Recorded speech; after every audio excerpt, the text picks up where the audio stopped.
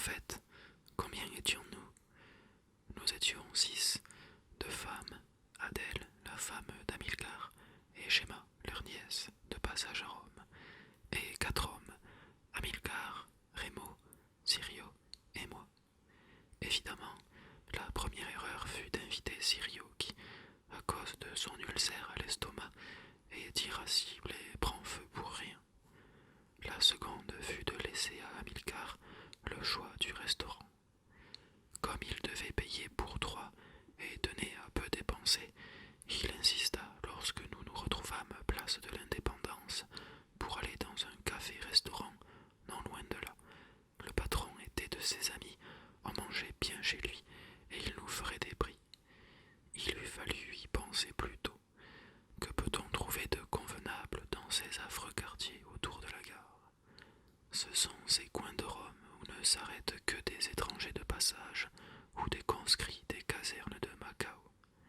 Donc, nous nous mîmes en route par ces rues qui s'allongent, toutes droites, entre les casernes grises, et il faisait un froid de janvier, sec et cuisant. Amilcar, qui est porté sur la nourriture, ne cessait de répéter « Ah, mes enfants, je veux faire une bamboche numéro 1. Cette fois, j'entends manger et boire en oubliant foie, rein, estomac et autres boyaux. Je te le dis d'avance, Adèle, je te le dis d'avance, Adèle, pour que tu ne commences pas tes habituelles doléances. » Oh, quant à moi, dit Adèle, une femme aussi sèche et triste qu'il était gras et gai, fais donc, on en reparlera demain. Pendant ce temps, Rémo plaisantait avec Gemma, une belle fille brune, et Sirio et moi commandions les dernières parties de football.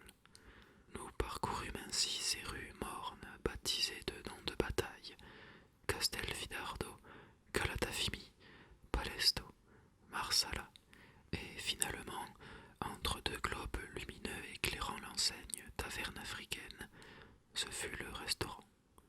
Notre gargote, nous nous en aperçûmes aussitôt, était vraiment moins que rien. Une première salle de café avec des tables de marbre pour y boire un verre, puis une seconde salle, grande, divisée en 2 par une cloison à mi-hauteur, d'un côté la cuisine, de l'autre le restaurant à proprement parler, avec 5 ou 6 tables recouvertes de nappes. Quant au cadre, c'était l'habituelle pauvreté sordide des immeubles qui environnent la gare. Sol recouvert de sciure, badigeons écaillés contre les murs, chaises et tables bancales, nappes trouées, raccommodées et sales par-dessus le marché. Mais ce qui nous frappa particulièrement, ce fut le froid, intense, humide, un froid de grotte, si bien que, en entrant, Sirio s'exclama « Eh bien, en fait d'Afrique, c'est l'endroit voulu pour attraper une pneumonie. » Il faisait effectivement un froid pénétrant dans le café. Les buveurs devant leur table avaient conservé leur chapeau sur la tête et relevé le col de leur manteau. Lorsqu'on respirait, on voyait dans l'air une petite buée, comme si l'on était dans la rue. Nous nous assîmes à l'une des tables, et le gargotier arriva tout de suite. Un homme à la figure sombre, carré, avec des yeux cernés et tristes. Amilcar, plein d'entrain, l'interpella. « Père Giovanni, vous vous rappelez de moi ?» Mais l'autre, sans sourire, « Je m'appelle Serafino, et non Giovanni, et, pour dire la vérité, je ne vous reconnais pas. » Amilcar parut dépité et l'assaillit de questions. L'autre, fronçant les sourcils, incertain, finit par s'exclamer « Ah, j'y suis, c'est vous qui êtes venu le jour de l'an pour manger des pieds farcis aux lentilles. » Amilcar répondit que le 1er janvier, il l'avait passé chez lui.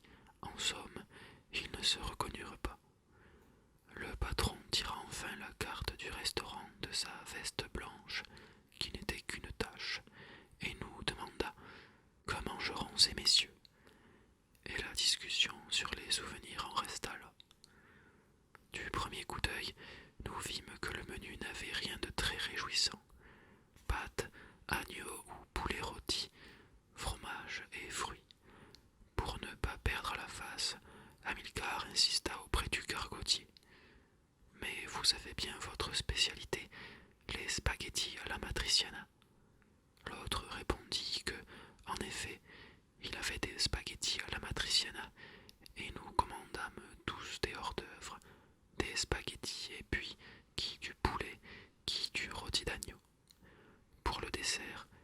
verrions plus tard.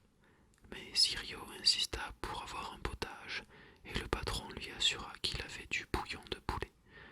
Puis il nous demanda quel vin nous désirions, blanc ou rouge, sec ou moelleux. Nous nous décidâmes pour du frascati sec, et le patron nous apporta les bouteilles, les verres, le pain et les couverts enveloppés dans des serviettes. Puis il passa dans la cuisine. Hamilcar, réconforté, nous demanda: Qu'en pensez-vous, hein? Est-ce qu'on n'est pas bien? Nous nous regardâmes tous et finalement, interprétant le sentiment commun, Sirio répondit: Quant à être bien, on verra. Pour l'instant, j'ai l'impression d'être dans les latrines publiques. La réponse déplut à Hamilcar, qui entama une discussion aigrelette. Tu n'es qu'un trouble fait. Et toi, tu veux faire des économies. Quand on a un ulcère à l'estomac, on ne devrait pas aller au restaurant. Mais toi, tu veux manger et ne pas dépenser. Et autres aménités de ce genre. Cependant, le temps passait et nous, comme c'est l'habitude dans ce genre d'endroit, nous nous bourrions de pain et de vin en discutant de petits riens. Il faisait terriblement froid. Nous avions tous les pieds gelés et le derrière transi. Plus nous buvions de vin, sans doute parce que, comme l'assurait Sirio, il était baptisé, moins nous nous réchauffions. Hamilcar, finalement, s'inquiéta et alla faire un tour à la cuisine, d'où il revint peu après, l'air satisfait, pour nous annoncer que nous allions bientôt manger. Le patron apparut en effet avec les hors-d'œuvre. Nous regardâmes dans nos assiettes. Quelle misère! De tout petits artichauts, une minuscule tranche de jambon cru, une sardine. Sirio s'adressa alors à Hamilcar. Je sais celui qui ce soir ne la fera pas, la bamboche. Et nous nous mîmes à manger, mais il fut unanimement déclaré que le jambon était salé en diable et immangeable. C'est du jambon africain, fit Sirio qui semblait prendre plaisir à taquiner Hamilcar. Les hors-d'œuvre restèrent dans les assiettes. Heureusement que les spaghettis arrivaient en renfort, tout fumant à cause de l'air froid, mais quand on y mettait la dent, il se révélait tiède. Sirio, pendant ce temps, remuait son potage avec sa manière bien à lui, comme s'il espérait y trouver des perles. Il appela le gargotier, et avec le plus grand sérieux: Êtes-vous chasseur? L'autre répondit qu'il ne comprenait pas, et Sirio: C'est que, dans ce bouillon, vous avez sûrement tiré un coup de fusil. Que voulez-vous dire? Je veux dire que le bouillon a le goût de fumée. Le gargotier protesta, mécontent. Qu'est-ce que c'est que cette histoire de fumée? Mon bouillon sentirait la fumée. La fumée, c'est vous qui l'avez dans la tête. Et Sirio, pâlissant et élevant la voix: J'ai dit qu'il sent la fumée, et vous devez me croire. En grommelant, le patron alla à la cuisine et en ramena la marmite pour nous montrer la viande qui avait servi à faire le bouillon. Tandis qu'à tour de rôle, il nous montrait la marmite, il y eut un cri. Ah, il y a un asticot! C'était Gemma, la nièce d'Hamilcar, qui nous désignait quelque chose de noir dans les spaghettis. Un asticot? Pensez-vous, dit le patron, c'est un petit bout de lard qui a un peu brûlé. Mais Gemma insistait. Et moi je vous dis que c'est une bête. Regardez, on voit toutes les petites pattes. Le patron alla regarder et, effectivement, c'était bien un asticot. Il dit, en le pêchant avec une fourchette: Vous savez, ça peut être tombé de la cheminée. Ce sont des choses qui arrivent. Et sans plus insister, il retourna à la cuisine avec sa marmite et son asticot. Nous nous regardâmes ahuris. Moi, j'ai faim et je mange, déclara Hamilcar en brandissant sa fourchette. Nous l'imitâmes, bien qu'avec répugnance. Seule Gemma prétendit que cela la dégoûtait et ne toucha pas au plat. Le froid s'intensifiait et les spaghettis une fois finis, nous allâmes reprendre nos manteaux pour nous en emmitoufler. Le patron revint et nous distribua rapidement nos portions de poulet et d'agneau. Le poulet était sec, un poulet de rôtisserie de 4e ordre, l'agneau tout en côte, de la peau et du gras, et de plus du matin. Hamilcar l'embrocha au bout de sa fourchette, le brandit en l'air et cria, furieux cette fois. Mais c'est impossible de manger ça. Patron, patron. L'homme arriva avec sa grosse figure sombre, et Hamilcar l'interpella. Voulez-vous me dire pourquoi vous vous êtes mis restaurateur? Et que voulez-vous que je fasse?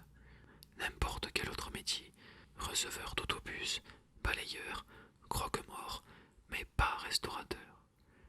Une querelle s'ensuivit, pas très âpre cependant, car le patron, avec son humeur noire, n'était pas susceptible.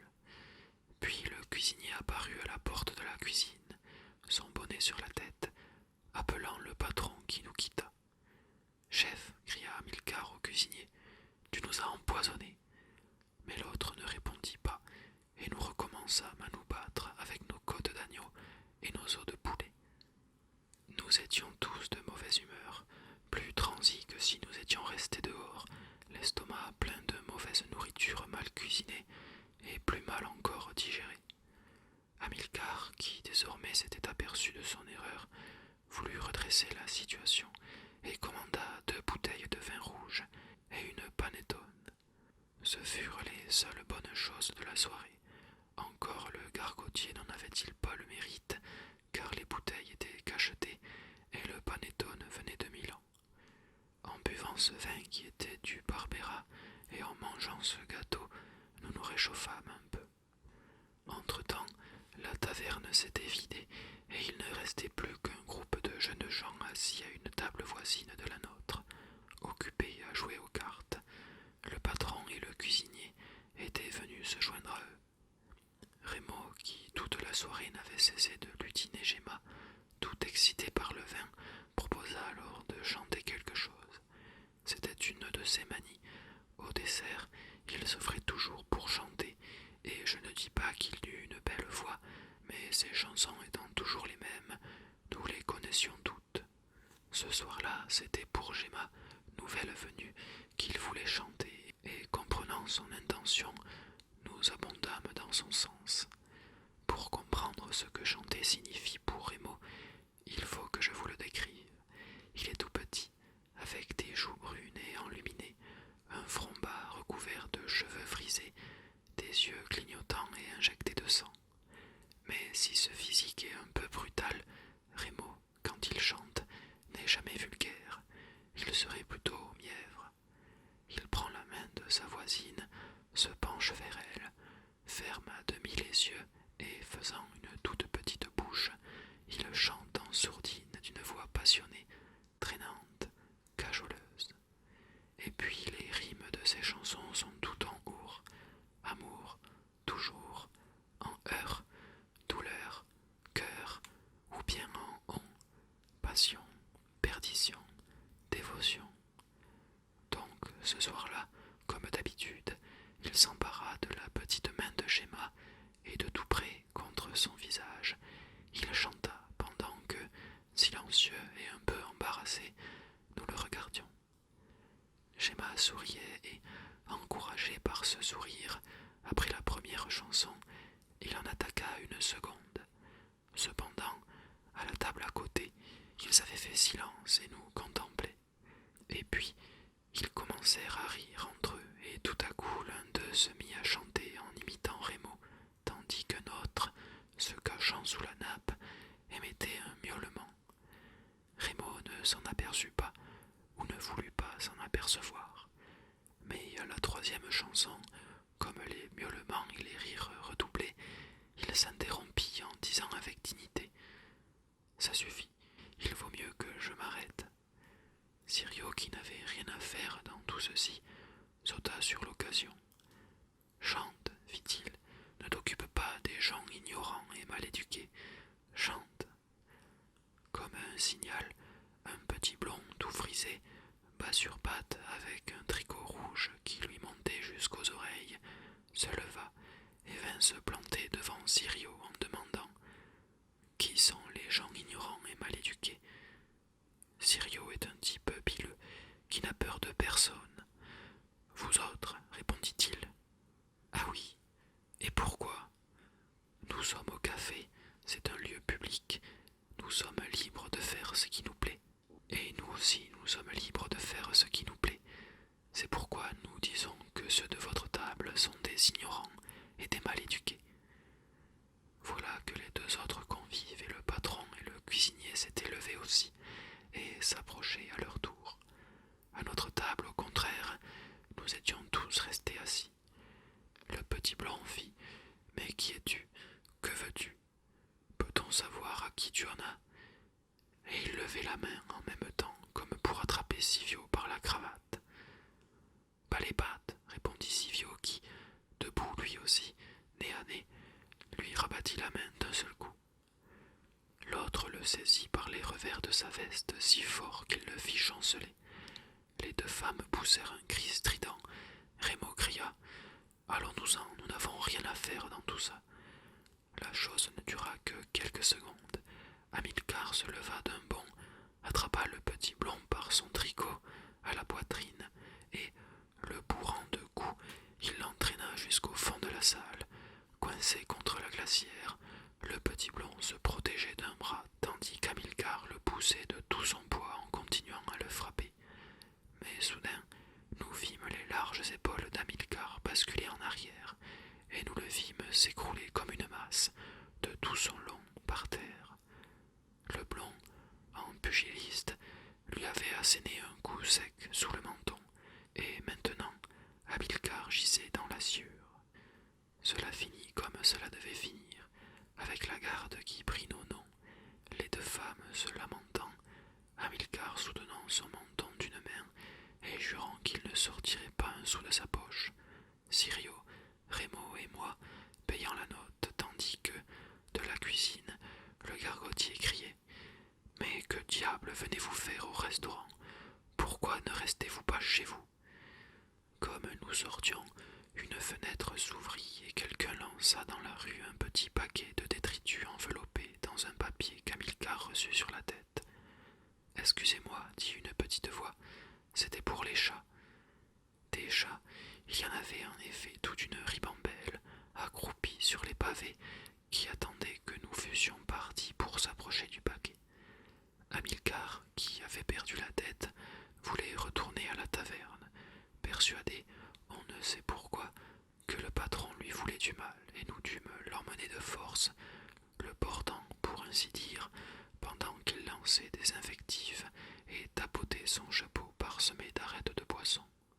Une bonne soirée, en somme.